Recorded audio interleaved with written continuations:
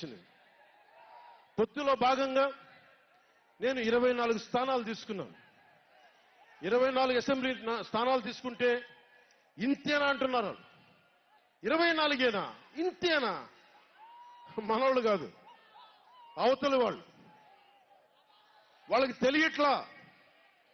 బలి చక్రవర్తి కూడా వామనుణ్ణి చూసి ఇంతేనా అన్నాడు.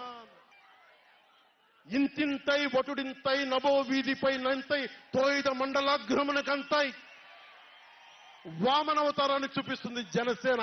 జగన్ గుర్తుపెట్టుకో, అర్ధపాతాళానికి తొక్కకపోతే నా పేరు పవన్ కళ్యాణే కాదు, మా పార్టీ జనసేనే కాదు. మర్చిపోకో.